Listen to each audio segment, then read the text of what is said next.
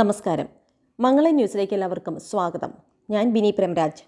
ഗസയിൽ ഇസ്രായേൽ സേനയ്ക്ക് കനത്ത നഷ്ടങ്ങൾ ഉണ്ടാക്കിയെന്നും ഇസ്രായേൽ ഭരണകൂടത്തിന്റെ വ്യവസ്ഥകൾക്ക് വഴങ്ങില്ല എന്നും ഹമാസിന്റെ സൈനിക വിഭാഗമായ അൽ-ഖസാം ബ്രിഗേഡുകൾ ഇസ്രായേലി സൈന്യത്തിനെതിരെ ശക്തമായ പോരാട്ടമാണ് നടത്തുന്നതെന്നും അധിനിവേശ സേനയെ തരിപ്പണമാക്കുകയാണെന്നും ഹമാസ് നേതാവ് യഹ്യ സിൻവർ അൽ ജസീറയോട് പറഞ്ഞു. ഒക്ടോബർ 7 മുതലുള്ള പ്രതിരോധത്തിന്റെ ഭാഗമായി 5000 ഇസ്രായേലി സൈനികരെയും ഓഫീസർമാരെയും കൊലപ്പെടുത്തിയതായും പരിക്കേൽപ്പിച്ചതായും സിൻവർ പറഞ്ഞു. സ്നൈപ്പറുകളും ടാങ്ക് രഹിത മിസൈലുകളും സ്ഫോടക വസ്തുക്കൾ ഉപയോഗിച്ച് ഫലസ്തീനി പോരാളികൾ ടാങ്കുകൾ ഉൾപ്പെടെ 750 ഇസ്രായേലി വാഹനങ്ങൾ പൂർണ്ണമായും ഭാഗികമായും നശിപ്പിച്ചിട്ടുണ്ട്. ഹമാസും ഇസ്രായേലും തമ്മിൽ വെടിനിർത്തൽ സംബന്ധിച്ച ചർച്ചകൾ നടക്കുന്നുവെന്ന റിപ്പോർട്ടുകൾക്കിടയിലാണ് സിൻവറിന്റെ പരാമർശം. ഫലസ്തീനി തടവുകാരെ മോചിപ്പിക്കുന്നതിന് പകരമായി ഇസ്രായേലി ബന്ദികളെ കൈമാറ്റം ചെയ്യണമെന്നാവശ്യപ്പെട്ട് ഇസ്രായേൽ മറ്റൊരു താൽക്കാലിക വെടിനിർത്തലിന് നിർദ്ദേശം മുന്നോട്ട് വെച്ചിരുന്നു. ഇസ്രായേലി ആക്രമണം പൂർണ്ണമായി അവസാനിപ്പിക്കുകയും ഗാസയിലേക്ക് മാനുഷിക സഹായം അനുവദിക്കുകയും ചെയ്യാതെ ബന്ദി കൈമാറ്റം നടക്കില്ലെന്നാണ് ഹമാസിന്റെ നിലപാട്. കഴിഞ്ഞ ദിവസങ്ങളിൽ ഫലസ്തീനി നടത്തുന്ന ആക്രമണത്തിൽ ഇസ്രായേൽ സൈന്യത്തിന് കനത്ത നഷ്ടമുണ്ടായിരുന്നു. പ്രത്യേക സൈനിക ഗ്രൂപ്പായ ഗോളാനി ബ്രിഗേഡിനെ 60 ദിവസങ്ങൾക്ക് ശേഷം ഗസയിൽ നിന്ന് ഇസ്രായേൽ പിൻവലിച്ചതായി അന്താരാഷ്ട്ര മാധ്യമങ്ങൾ റിപ്പോർട്ട് ചെയ്തിരുന്നു. ഇസ്രായേൽ പ്രധാനമന്ത്രി ബെഞ്ചമിൻ നെതന്യാഹു നേരിട്ട് അനുഗ്രഹം നൽകി യുദ്ധ നടപടികൾക്കായി ഗസയിലേക്ക് അയച്ച സൈനിക ഗ്രൂപ്പായിരുന്നു ഗോലാനി ബ്രിഗേഡ്.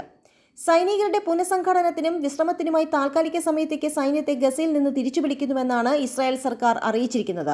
എന്നാൽ ശുജയ്യ അടക്കമുള്ള പ്രദേശങ്ങളിൽ ഹമാസിന്റെ ഭാഗത്തു നിന്ന് ഇസ്രായേൽ സൈന്യം നേരിട്ട പരാജയവും സൈന്യത്തിന്റെ തീരുമാനങ്ങൾ നടപ്പിലാക്കാൻ കഴിയാത്തതുമാണ് സൈന്യത്തെ പിൻവലിക്കുന്നതിന് കാരണമെന്ന് രാഷ്ട്രീയ വിദഗ്ധർ വിലയിരുത്തുന്നു. അതേസമയം ഇസ്രായേൽ രാഷ്ട്രം ദൈവത്തിനെതിരായ കലാപമാണ്. അത് വിജയിക്കില്ല. അത് എത്രയും വേഗമോ അല്ലെങ്കിൽ പിന്നീടോ അവസാനിക്കും. തീർച്ചയായും ഒരു ദിവസം അവസാനിക്കും. 75 വർഷമായിട്ടും അതിന് സമാധാനം കൊണ്ടുവരാൻ സാധിച്ചിട്ടില്ല.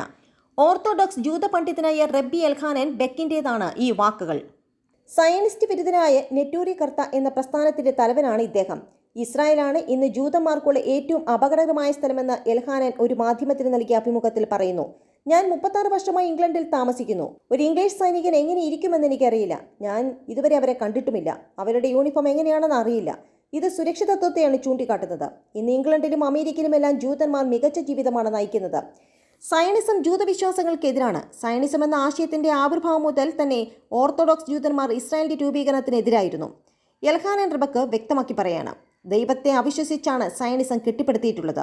എന്നാൽ ജൂതായിസം ദൈവവിശ്വാസത്താൽ കെട്ടിപ്പടുത്തിയതാണ്. കഴിഞ്ഞ 75 വർഷത്തിനിടയിൽ പല രാജ്യങ്ങളും പുതിയതായി വന്നു. അവരെല്ലാം ഇന്ന് സമാധാനത്തിലാണ് കഴിയുന്നത്. ഈ ലോകത്ത് ഒരു ദിവസം പോലും സമാധാനമില്ലാത്ത രാജ്യം ഇസ്രായേൽ മാത്രമാണ്. സയനിസ്റ്റുകൾ എപ്പോഴും പറയുന്നത് മുസ്ലിങ്ങൾ ജൂതന്മാരെ കൊല്ലാൻ ശ്രമിക്കുകയാണെന്നതാണ്.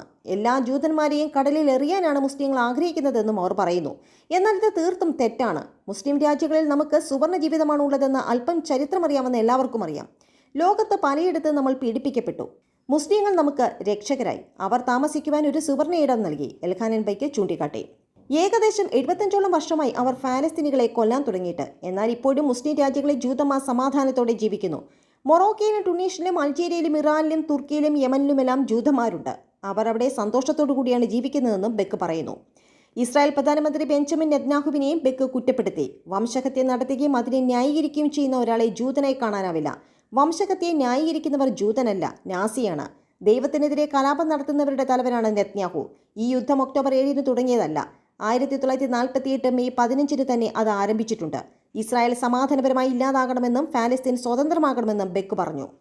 ഫലസ്തീനിൽ ഇസ്രായേൽ നടത്തുന്ന അധിനിവേശത്തിനെതിരെ ശക്തമായി സംസാരിക്കുന്ന വിഭാഗമാണ് ഓർത്തഡോക്സ് ജൂതന്മാർ. സയനിസ്റ്റ് വിരുദ്ധരായ നെറ്റൂരി കർത്ത പ്രസ്ഥാനത്തിലെ അംഗങ്ങൾ ലണ്ടനിൽ നടന്ന ഫലസ്തീൻ അനുകൂല പ്രകടനങ്ങളിൽ മുൻനിരയിലുണ്ടായിരുന്നു. ഇതിന്റെ നേതാവാണ് എൽഖാനൻ ബെക്ക്. 1938 ജെറുസലേമിലാണ് ഈ സംഘടന രൂപീകരിക്കുന്നത്. അതേസമയം ഫലസ്തീനിൽ ഇസ്രായേൽ നടത്തുന്ന വംശഹത്യക്കെതിരെ നിയമ നടപടിയുമായി ദക്ഷിണാഫ്രിക്ക രംഗത്ത് വന്നു. 1948 വംശഹത്യ കൺവെൻഷൻ ഉടമ്പടികൾ ഇസ്രായേൽ ലംഘിച്ചു. ഇസ്രായേലിനെതിരെ നടപടിയെടുക്കണമെന്ന് അന്തർദേശീയ കോടതിയിൽ നൽകിയ പരാതിയിൽ ദക്ഷിണാഫ്രിക്ക ആവശ്യപ്പെട്ടു. എന്നാൽ ദക്ഷിണാഫ്രിക്കയുടെ വാദങ്ങൾ അടിസ്ഥാനരഹിതമാണെന്ന് ഇസ്രായേൽ വിദേശകാര്യ മന്ത്രാലയം പ്രതികരിച്ചു. ഗസയിൽ ഇസ്രായേൽ നടത്തുന്നത് കൂട്ടക്കുരുതിയാണ്. അത് ഉടൻ അവസാനിപ്പിക്കുവാൻ ഉത്തരവിടണം. ഫലസ്തീൻ ജനതയുടെ മനുഷ്യാവകാശങ്ങൾ ഹനിക്കുകയാണ്. ഗസയിലെ ഫലസ്തീനികളെ കൊന്നൊടുക്കുകയാണെന്ന ലക്ഷ്യത്തോടെ വംശീയ ഉന്മൂലനമാണ് ഇസ്രായേൽ നടത്തുന്നതെന്ന് ദക്ഷിണാഫ്രിക്കയുടെ പരാതിയിൽ പറയുന്നു.